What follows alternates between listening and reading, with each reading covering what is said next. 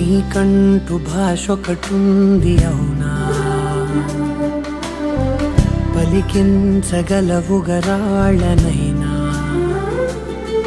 కాసిన్ని మాటలే కొన్ని పలకరింపులే, కొత్త గొంతే వచ్చినంటూ పులకరిన్